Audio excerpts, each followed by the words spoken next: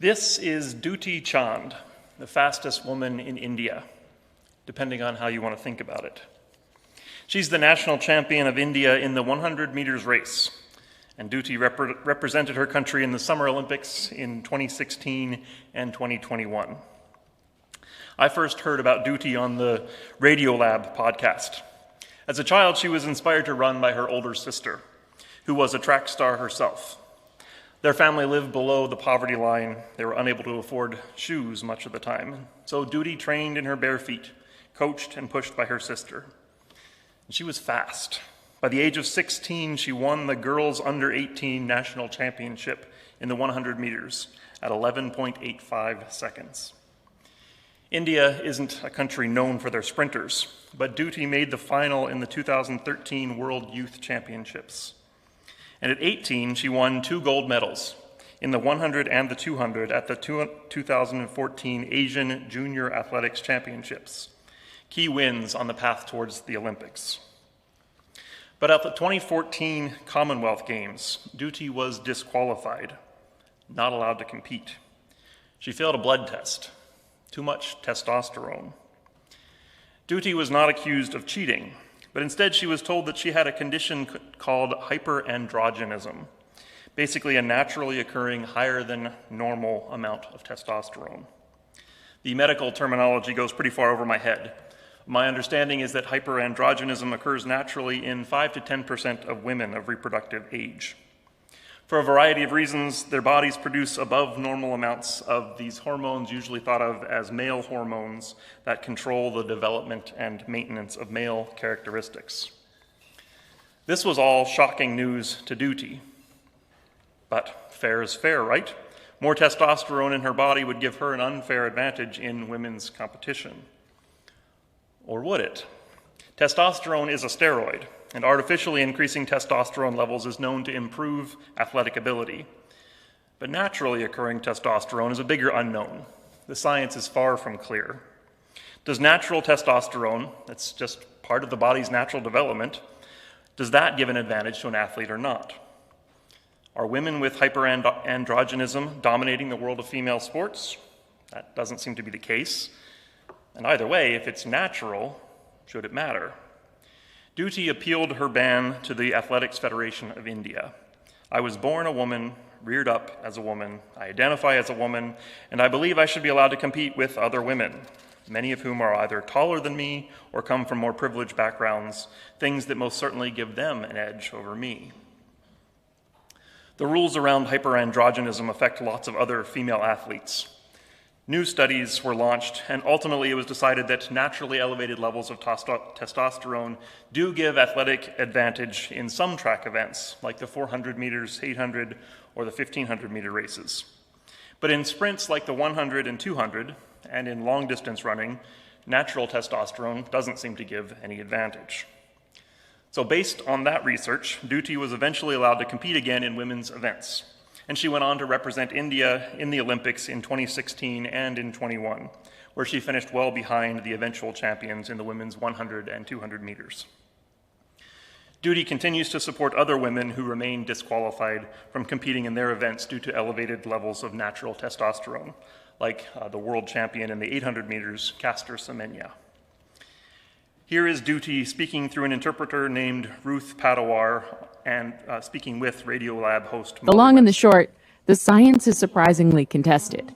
Furthermore, Duty argued, if you really want to talk about fairness, you need to look beyond sex. There are all sorts of advantages that people have. You know, some people are born with increased aerobic capacity and others with resistance to fatigue or super long limbs or flexible joints or large hands and feet. And other people have disadvantages. Like Duty said, I came from a village in Southeast India where I raced for years with no shoes and only had vegetables and rice.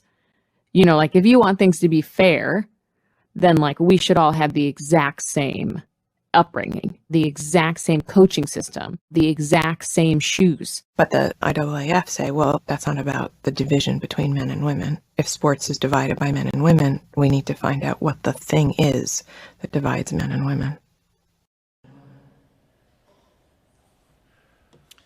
the thing that divides.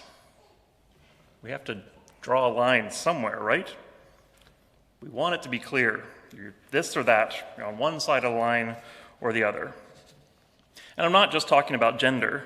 Duti's story is absolutely packed with those divisions. At age, she was the under 18 national champion. Then she got there by winning various regional and state competitions, and then moved on to various international competitions in Asia. Duty was banned from the Commonwealth Games, the Commonwealth as determined by British colonialism.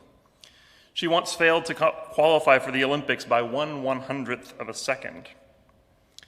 This hyperandrogenism blood test disqualified her in 2014, that put her above the testosterone limit of 10 nanomoles per liter. I don't know what that means. The number was put in place in 2011 because of statistics, not because of scientific evidence on how it impacted athletic ability. Duty competed in the 100, the 200, and also in the 60 meters. What if 75 meters was really her best distance, or 212.64 cubits? Track even breaks things down by indoors versus outdoors. The 60 meters is an indoor race, but it almost never happens outdoors. Some athletes do better indoors than outdoors for whatever reason. And all of these decisions are organized and upheld by various sports governance bodies that operate however they operate and are put in place by who knows what authority. So many divisions. And none of these things have to be the way that they are. The youth age standard could just as easily be 17 or 19. Track could be divided by weight class, like boxing or wrestling, or by height, or by foot size or eye color. Countries could compete in groups based on population size, or GDP, or average elevation. Can you see the absurdity of the situation? We all know that Usain Bolt is the fastest man in the world, unless there's some kid somewhere out there whose birthday fell 2 days shy of the cutoff, and so they never got discovered, and they never got coached, never got funded, and now they're setting world records for the fastest DoorDash deliveries instead of winning Olympic gold medals. Duty Chand is the fastest woman in India. In Jamaica, her best time wouldn't even crack the top 10. Does that matter? So, divisions like these are all around us. None of us are world-class athletes, although I have heard that our Wildwood pickleball folks are a force to be reckoned with. Whatever your field is, your career, your education, your finances, your relationships, all our lives are embedded with layers and layers of divisions like these. There are good reasons for many divisions. Some of them have a rationale that is outdated, even long forgotten. And some of them, well, we just got to choose, so we chose that. They're just arbitrary. I'm not saying that divisions aren't meaningful. I'm saying that very few the divisions that we live by are fixed natural laws. Most of the time, people decide which divisions are meaningful and which way we want to slice it. You tired of this question yet? How do we live in a world of overwhelming, infinite complexity? I've been going on about this all month. Most of the time, I said we cope with the complexity of the universe by ignoring it, pretending that there's just not much going on out there outside of my little world as I define it. Last week I said that another coping mechanism is scapegoating, putting all that tension onto someone else. This wouldn't be nearly so complicated if you would just get in line. Today, the coping mechanism is divisions and borders, taking a complex reality and breaking it down further until the pieces are manageable, if not exactly fun-sized. To be clear, all of these different ways of coping with things with complexity are healthy and helpful. Or maybe a better word is useful. We need to get a handle on reality somehow. We can't just sit around contemplating the enormity of the universe. Not even you retired folks have that kind of time. We have to live. These ways of dealing with complexity, and there are many more that we're not going to get to directly, these coping mechanisms and biases and limitations are essential. The question is, what impact do they have on us, and on others and on our world? Are we controlled by our instincts and our biases, or can we learn to use them to our advantage, to become the kind of people that we want to be, to create the kind of world that we want to live in? As Jesus put it, the Sabbath was made for humanity, not humanity for the Sabbath. These ways of being are here to serve us, not to control us. And that takes some awareness and intention. I've already attempted to make my first point. The borders around us are less solid, obvious, or natural than we think. The lines are blurry.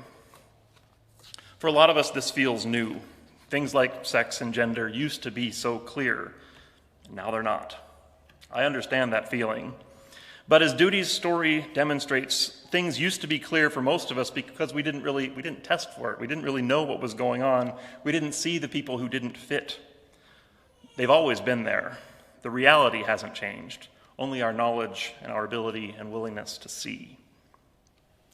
On the Radiolab podcast, Duty's story is part of a longer series called Gonads, an exploration of the complicated story of human reproduction. It's fascinating stuff, and if you're willing to learn more about how blurry the lines really are, I'd recommend it. 5 stars. My second point is that no matter how blurry, unfair, and poorly drawn our lines are, divisions are essential. We simply can't go without borders and boundaries entirely. Today is Church Membership Sunday, for example. Church membership divides us. In the church directory, some of you probably don't even notice this, the folks who are members get their names in bold, while those who aren't members are just regular old, whatever that font is. Members get more of a say in decision-making. Members can serve on church council, non-members can't. Members can vote in official church business meetings. Non-members, they can come and participate. We want them to talk and be part of things, but at some point there's a vote, and, well, you don't get to raise your hand if you're not a member. I think that's it. I think those are the 2 significant differences in our church. But as far as this community goes, that influence, that is significant. As we said in our membership ceremony, membership is a commitment to a lot more than that, worshiping and serving and listening and caring and giving. But lots of people who are not members are just as committed and engaged in those things as non-members. And there are people who are members who, for various reasons, don't participate anymore. So in some ways, church membership at Wildwood is a distinction without a division. But we do have a division. We still have things that divide us that matter. We have to have some kind of mechanism to make group decisions, to be responsible for the business of the church. A group the size of ours, we could realistically probably get rid of formal membership, just be fine making decisions with whoever it is that cares enough to show up. But then again, I've heard urban legends about churches with loopholes in their bylaws where an important vote is happening and a bunch of people who haven't set foot in the building in years suddenly show up to scuttle plans for a building project or fire an otherwise popular pastor. Don't get any ideas. Our bylaws are rock solid. I'm sure they are. And even if that didn't exist, even if we didn't have formal membership, making decisions by whoever cares enough to show up, that is a division still. If you don't care what happens, then you are an outsider to those who do. It's a self-selecting border, but it is still a border. My point is, societies need some form of boundaries, bylaws, and best practices. That's the only way to get anything done. And those borders are always going to put someone on the other side at a disadvantage. So you can picture all kinds of different borders and boundaries and divisions that you're thinking of. The perfect system doesn't exist in this world. Whether those boundaries are chosen arbitrarily or with the utmost care, our divisions are always going to be unfair to someone, always going to leave someone outside or box them in. And we still need them. Nobody truly wants to live in a world with no borders and no systems. So the question is, how do we maintain and draw our divisions in ways that maximize effectiveness and minimize harm? I suppose there are lots of ways to qualify that. I'm preaching above my pay grade once again. I think a helpful way to think about it is the observation that these external divisions are often an attempt to deal with tensions that are internal. We'll watch another video clip. Let's say you just started an hour-long meeting and there's no clear agenda. And during that meeting, a coworker shoots down your big idea in front of others. Sounds pretty terrible, right? Now imagine your boss has just assigned you a big new project, but gives you complete control. And when you finish the project, she celebrates the win at a company-wide event. Sounds pretty good. So why exactly does the first scenario sound so bad, and the second one so fulfilling? It all comes down to social threat and reward. The brain sense that other people's actions either put us in danger or keep us safe and happy. The Neuro Leadership Institute organizes 5 key domains of social threat and reward, which we call the SCARF model. Those domains are status, certainty, autonomy, relatedness, and fairness. Everyone is sensitive to these 5 to different degrees. Some people may crave certainty and fairness, while others are perfectly happy just to have autonomy. In organizations, an understanding of the SCARF model helps leaders have more effective interactions. When the brain's in a threat state, it shuts down to new ideas and thinking becomes hard. In a reward state, it can think clearly, which is the first step toward having more effective conversations. To find out your own SCARF profile, take 5 minutes to complete the SCARF assessment at neuroleadership.com.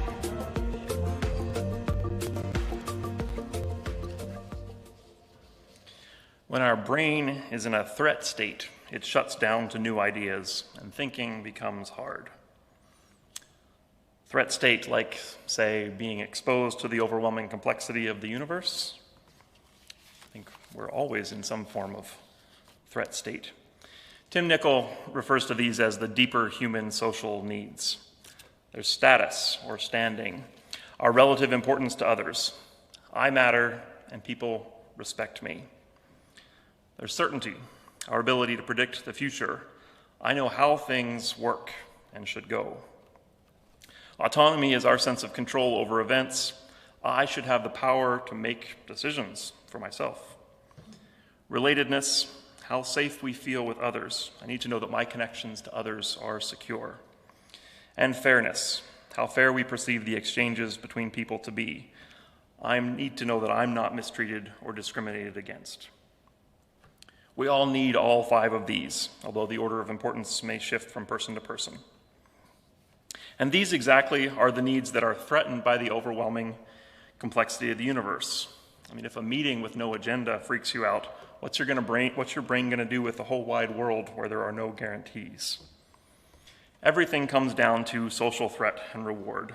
The brain senses that other people's actions either put us in danger or keep us safe and happy.